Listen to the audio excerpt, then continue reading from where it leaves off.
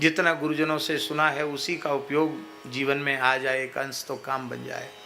कई बार मन में आता एकदम छोड़ो, पास लाभ नहीं हो रहा, पर फिर भी गुरुजनों ने कहा है कि किसी एक व्यक्ति को भी लाभ जीवन में यदि मिल जाएगा तो तुम्हारे जीवन में जो कुछ कहा सुना है सब सफल हो जाएगा।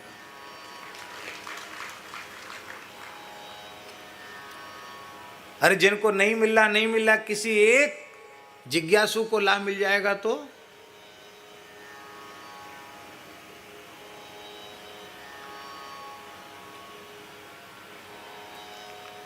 पटना में नागा बाबा ठाकुरबाड़ी में चौथे स्कंध पर प्रवचन हुआ 8 दिन में। भागवत के तीसरे स्कंध तक प्रवचन हुआ था बक्सर में, श्री सीताराम विवाह महोत्सव में पूज्य मामा जी विराजमान थे उसमें, बक्सर वाले महाराज जी। फिर दूसरी कथा, उनका दूसरा स्थान पटना में है, नागा बाबा ठाकुरबाड़ी, वहाँ हुआ। तो सब ने कहा कि तीसरे स्कंध से आगे सुनाओ, खुले मन से सुनाना। तो हमने कहा ठीक है। तो 8 दिन में चौथा स्कंध हुआ, बहुत सुख मिला। ध्रुव जी का चरित्र खूब बढ़िया हुआ।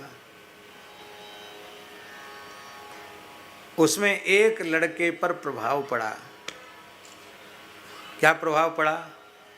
उसने बक्सर वाली कथा सुनी हुई थी, तब ये YouTube का जमाना भी नहीं था। प्रत्यक्ष कथा सुनी थी बक्सर की, और जब नागा बाबा ठाकुरबाड़ी में कथा हुई 1 साल बाद, तो 1 साल में ही उस बच्चे में इतना परिवर्तन आया, हम आपको क्या बतावें। इतना विलक्षण परिवर्तन उस बच्चे में आया कि हम तो पता नहीं था कि ये कहाँ का लड़का है, कौन है, कैसा है। तो एक दिन हम कथा के बाद, चौथा 5वां दिन था, हम जा रहे थे ऊपर निवास की तरफ, तो बच्चा पीछे पीछे दौड़ा, बोले महाराज मैं आपसे मिल नहीं पा रहा हूँ, मुझे बहुत जरूरी आपसे मिलना है। तो आश्रम के व्यवस्थापक बोले कि अरे रे लड़का बड़ा खतरनाक है, बहुत रोता है, ये यहाँ था, इसको हमने कहा भैया दूसरी जगह रहो, यहाँ मत मरो। क्यों? बोले ये काफ़ी दिन हो गए इसने खाया पिया नहीं, दुबला पतला है, इसने भोजन नहीं किया। तो हमको और करुणा आई कि इसने भोजन क्यों नहीं किया भाई। तो मैं कि चलो कोई बात नहीं, चलो मेरे पास साथ चलो। कमरे में गया तो फूट फूट कर रोने लगा। मैंने कहा भाई का दुख क्या है तुमको? रो करके एक ही बात उसने कही, हम अकेले थे वो और हम 2 ही थे, तीसरा नहीं था।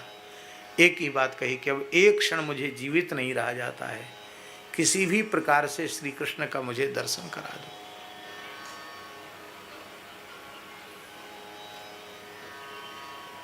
कहाँ के हो भाई? बोले पटना के आसपास कोई गांव का नाम बताया।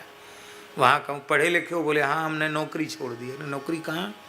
बोले सरकारी, जो सरकारी होटल होते हैं ना, सरकारी होटल क्या कहते हैं उसको? गेस्ट हाउस, सर्किट हाउस कहते, क्या कहते, उसमें मैनेजर के पद पर था वो, शिमला में। तो बोले नौकरी हमने छोड़ दी, आपकी कथा सुनी और अब मैं क्या साधन क्या करते हो? बोले द्वादशाक्षर मंत्र का जप करता हूँ।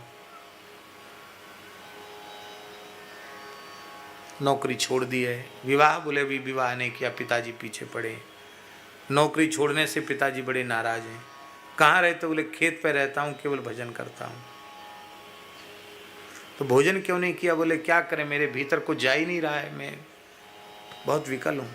मैंने कहा भाई तुम्हारे विरह को, विकलता को देख के हमें इतनी करुणा आ रही है कि हमारी सामर्थ्य होती तो तुम्हारी गोद में श्री कृष्ण को बिठा देते।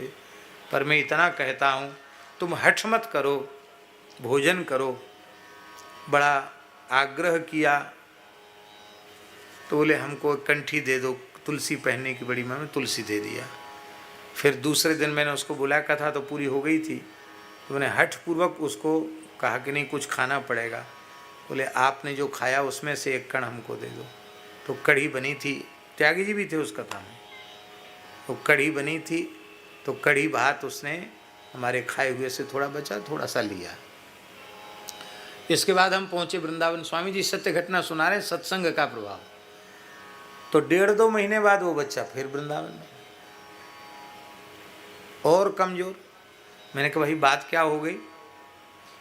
बोले अब मैं पिताजी से पूछ के, बोले हाँ पूछ के आया हूँ आपके पास। बिहारी जी चलो दर्शन कर लो, नहीं नहीं नहीं, हमको तो बोलते चालते ठाकुर जी चाहिए, हमसे बात करें और रो रो के कहे, हमारे आंसू पहुँचे, वो बिहारी जी चाहिए। ऐसे नहीं चाहिए जिनको हमको रोते देख के दया नहीं आ रही है, उन्हें सिर्फ ठाकुर जी नहीं चाहिए। मंदिर में बिहारी जी का दर्शन नहीं करना, हमको तो ऐसे बिहारी जी चाहिए जो हमारे आंसू पहुँचे। मलुक पीठ उस समय स्वामी जी बहुत बना नहीं था, थोड़ा खंडहर जैसा पड़ा था, 3 सेट में उसका आसन था। तो गंगादास जी उस समय सेवा में थे, व्यवस्था में थे। गंगादास जी ने कहा, महाराज जी, गुरु जी, आप भी ऐसे ऐसे लोगों को ले आते हो, पता नहीं अब ये मर जाएगा, ये खाता पीता तो कुछ है नहीं, कई दिन हो गया, ये रोता रहता है, मर जाएगा तो स्थान की बदनामी होगी कि नया लड़का पता नहीं कैसे मर गया। मैं उसको समझाया, वो माना नहीं, माना तो नहीं, और उसने घोषणा और कर दी कि अभी तो मैं पानी पी रहा हूँ, आज से मेरा पानी भी बंद, पानी भी नहीं पीऊँगा। तो मैंने कहा, भैया फिर तुम कहीं दूसरी जगह चले जाओ। बोले नहीं, आपको छोड़ के भी कहीं नहीं जाऊँगा। मेरे लिए अच्छी आफत पड़ी, छोड़ के जाएगा नहीं, पानी भी पिएगा नहीं, कि चलो भगवान मंगल करेंगे, ऐसी इसकी विकलता है तो कुछ न कुछ इसके ऊपर कृपा होगी।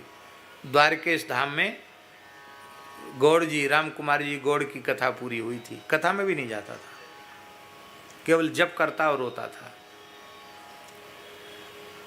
पानी छोड़ने के तीसरे दिन की घटना है। हम अपने कक्ष में, अभी भी वह कक्ष है जिस कक्ष की घटना है, हम कक्ष में, मध्याह्न का समय था, गर्मी का समय था, हम सो रहे थे, पंखा चल रहा था, और वह लड़का तेजी से दौड़ता हुआ मेरे कक्ष में पहुंचा, मेरे पैर को हिलाया, जगाया, और नीचे दीनबंधु दास लेटे थे चटाई पर, और आकर उसने कहा कि ठाकुर जी अभी मेरे सामने से भागकर आपके कमरे में आए हैं। मैंने कहा, कहाँ हैं? तो बोले, ये खड़े सामने खड़े। कैसे हैं?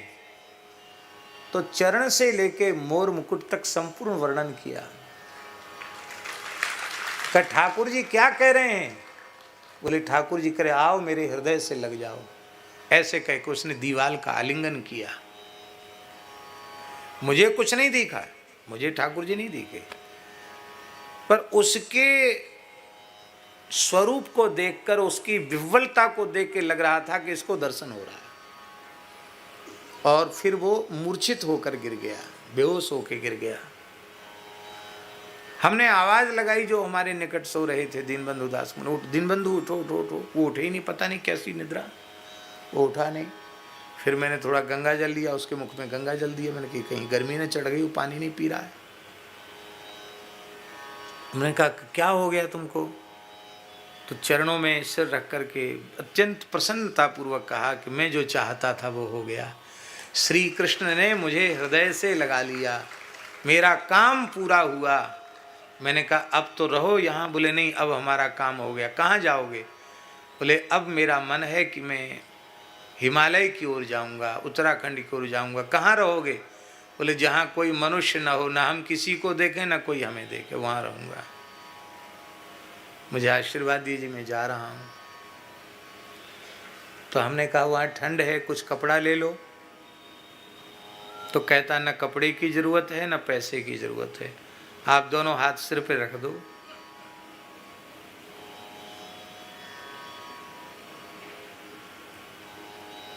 और प्रणाम करके चला गया। आज तक लौट के नहीं दिखाई पड़ा, पता नहीं जीवित भी है कि नहीं है। व्याकुलता से तीसरे दिन भगवत प्राप्ति होते हुए देखी। केवल 2 बार कथा सुनने की महिमा।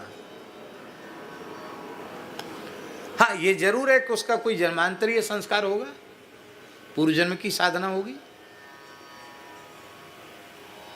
तो ऐसा ही कोई एक भाग्यशाली जीव ईमानदारी से भजन में लग जाए, उसके लिए इतना श्रम कर रहा हूं।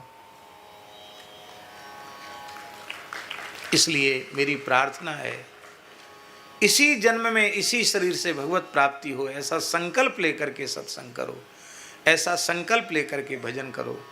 संसार के किसी चाकचिक्य में आपका मन फंसे नहीं।